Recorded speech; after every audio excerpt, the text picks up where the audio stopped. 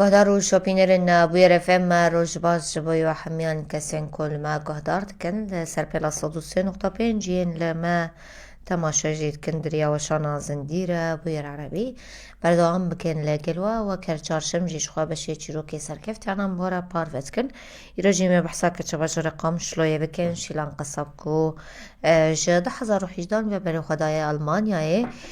شیلانش خواه پیمانگه ها دواره بدو کرنا جنان دجی به داوی کریه و ماستر جی دویواری ده استاندیه زده تر آگاهی درباره کاری ویده امی ناس بکن کل کلمه دریا تلفونی را شیلان جالمانیای روش باش مرحبا روش باش روش باش گلکی دنگتي سپاس باش جوانه باش ساعتا خوش گلکی سپاس سرویس داخلی امشی کیف خوشت من به پشتاریاته دست بکش با گهدار و بینرم بویر اف متر و ناس بکن شیلان بکرتاسیت خوب ده ناس کرن بله ناوی من شیلانه از جاس زاروكم از باجاري قامشلو من اشتاخا غربي من قامشلو حياة معهد فنون نسوية مخن وبشتي وينا من كورساتي مكياج فالمذكرن أولوش بوي من يعني بله كيف عم في مجال يردهات حياة از بيجم سكان بيجم حياة حزار وحفت أجي من وربون بشتي ويم هاتن هالمانيا بله باشه بحثا قناغ دست بکی الالمانیایی بکن تلوی درش خواه پیمانگه ها کار کوفریان جی کاری بدو کرنا جنان بداوی کری او گاوین دست بکی جبو خواندنات چبون ريغافي دسبيكي شخود فيبو كومرو بلانا خودين ناخد كومرو ديفي دكي مرو بله ناس بكتي تشبك دسبيكي يا حري زحمت زمان بو اما دفيبو زمانكي خبشكي زماني الماني تخلصك جبوت كاربة تفلي مثلا تشتاقو تتخوازت تمبه كورسك مثلا بيجن يزيكا حفت حيشت معها درباستكن بله حياتك بتشكي تكاربة بالألماني تفهم بك تناسبك ما خلاسكر ناف از بيجم يعني ناف ويد ناف كورسيد مثلا الفيدا كي دفيبو جبوكو صالونا كي قوفك جبو جي تجميلة دفيت سي صالة بخوينة بشتي سي صالة دفيت صالة كي دنجي بخوينة 4 صالة يعني حياة قد كاربة مثلا فيدا كي تكاربة بشغلة يعني شغلة قد بله خوازة مثلا بيجن او خواندنات کیجا پیمانگه هبونا وید کیجان سال دست بکر چند سال بونجی 4 سالن 6 بون أول 6 بون 6 بون الجيرد بيجن وقت بيجي بيغوف شو الجيرد بيجن يا مثلا أوسبيل تشوش بيجن بيمانجها 6 مثلا بيجن بروجك جي مدرسة بروجي تحفتي هذا ويا وقت نجي براكتيك يعني بروجي براكتيك شيء كده صالونة كده مثلا حياة ساعات الفيدا كتبت كاره مثلا تايل سايت شيك ام بيجن از بتشيك زماني از فان شغاليها تخيمي بله كلها بله تشيك يعني نيفيي روجيت تكار مثلا في شغلي كاري بك ونيفيي روجادن مثلا مش خورد تشو مثلا ما تنشتا خناخو ما شخور خو براكتيك تشيكر خو بيتر مثلا خناخو بيتر قوين ذكر شغلي خو بيتر قوين ذكر انا اسكت دبر خواندنا سي هر تل صالون سالونه کیجی کار دکر اري راسته يعني حياة ساعات يك از مخناخو ذكر بشتي خناخو ساعات يك حياة ساعات شش ايفاري حفتي ايفاري متشو صالونة كي دي كارت بو از بيتري خو بيشخم يعني باشه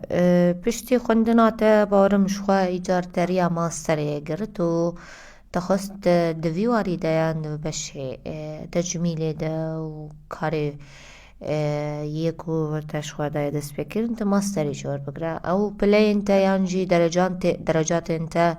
دهشتن کو تبکی عاستا ماستری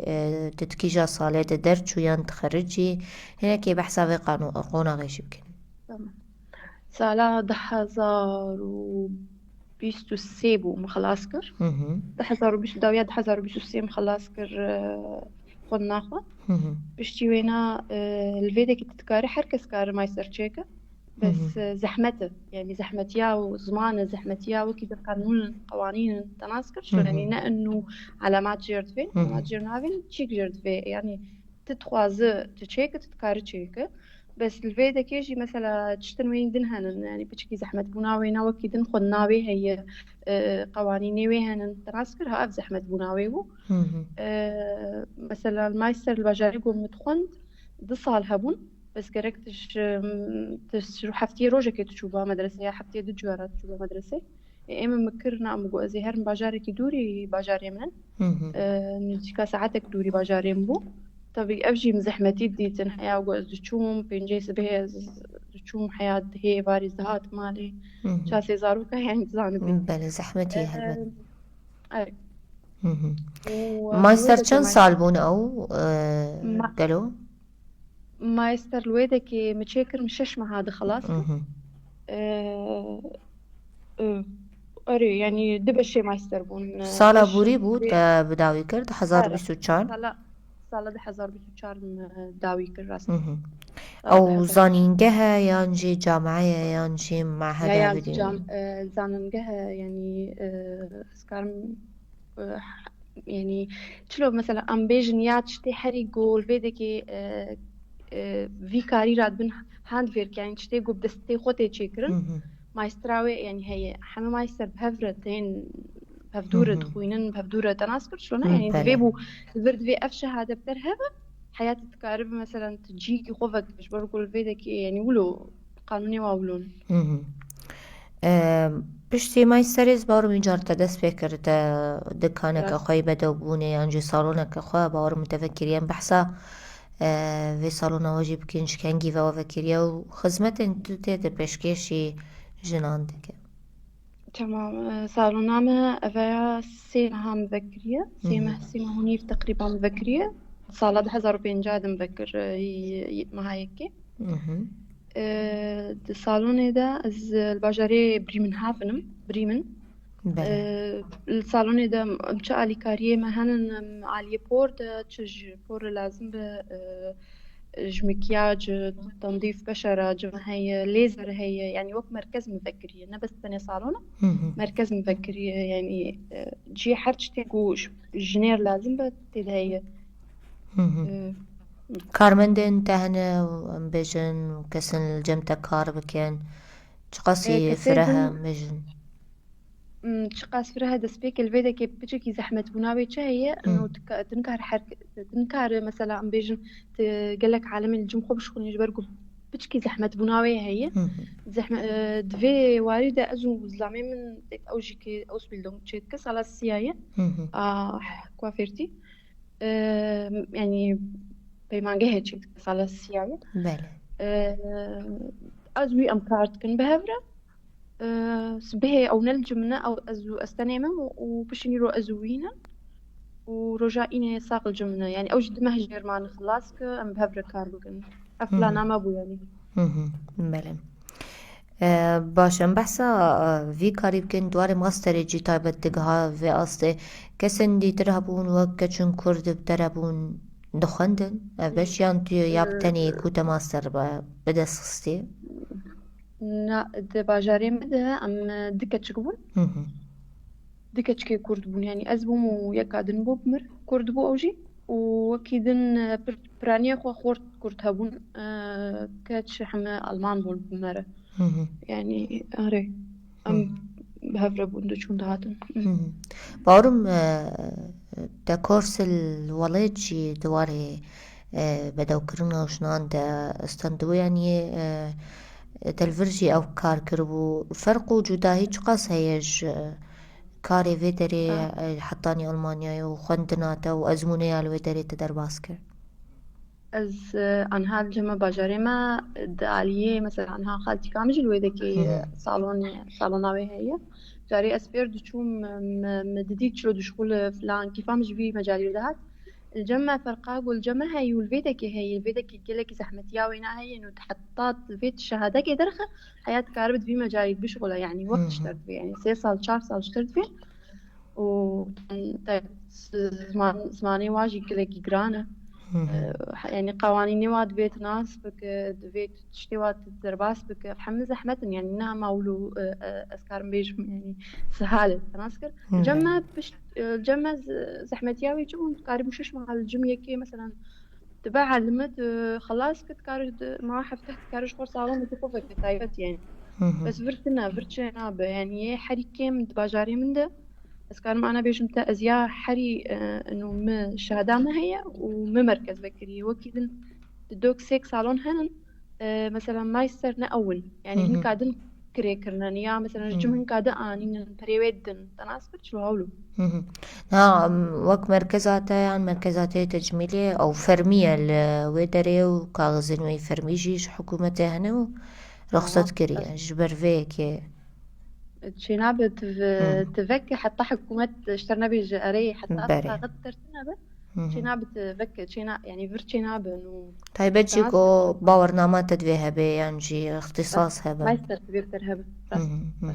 باشا أو زحمتي وأصلا جين بهتري خوا هاتون بيشياتا تشبون شيلانا قرد تبي بيشن أذكر قال كيف اشتغلوا سرحين إجبار ما قالك زحمة بوندي دبراستي أولاوينا زمان از شو مثلا مثل صالونا كارت كربيجو از زمان ناس بكم متشو بس متجو بس از ناس بكم بالفيديو كي مجيوا تشلوي كأم بيجن قالوا بوريوا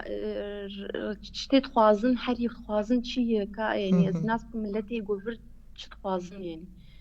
از متخصص في تشتي ناس بكم از شو صالون أشوف دشوليم بيبر از دشوليم يعني ولو از دشوليم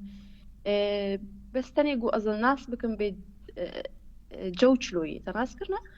وزحمتيه زمان قلق مديتن زحمتيه إنه سيزارو كمان مثلا غريبية ده مثلا تاني زلامي راسي قلقي آري مكريانا منكاري بو از بردوان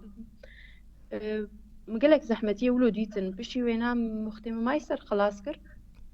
اما شو مايستر يعني تريد اوجي ساعتك دوري منه ساعتك مسبه بين شي سبه من داجوت حتى شو وزفت قريام يعني بينش حتى ده ايفاري بشكي جران بوش مرجي بس متقو ياد فيز درخم خلاص كم يعني بلان امنه بله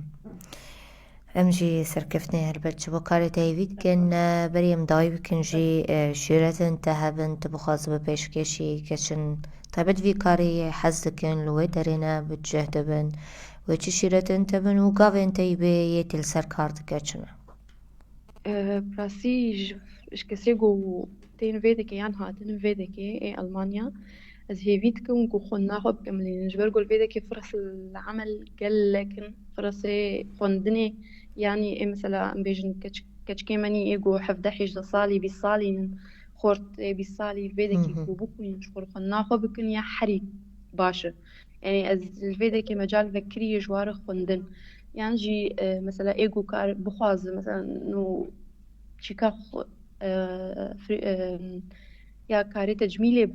سريوي ده بجيهن داوي تشتاقو بجيهن داويش برقول فيدا كيف عصي مجال قلك يفكري وقلك آري كاري بترتكن وقلك فرصة هنن يعني وتتاري نبيج ناقم نكارن حركز كاربك وحركز كاربكوين وحركز كار حرشي بكين فاضل باشا البشياتا قافن تايبي ويچه هبن تلسر تخب التجربة قافن بي بيشيامن أسخوازم راستيان هم مركز عفو فكرية اللي أزنا نجيام تشتا أسخوازم مثلا قالك تشتان نسريم دا أسخوازم خلاص مثلا تيد بشغلن أسر تشغل بجي عنها هين بيتر أز برورداش كورتشيتكم أزدرم كورسا أزدرم تشتيقو أز خوازم تيد هين أخو بيش خمجي السروينا خبتم بله قالك سباس تلقى المبوش لان جا ألمانيا شخوا خلقا بجار قام شلوية كيف خشمون بفي درفتي ودر باسمونا تجيج با برنامج ما وتشيروكا تجي ما بهبرا ناسكر قهدارو بينرن ما بشتي فين وفبرا كورت هلبت لبندي ما بن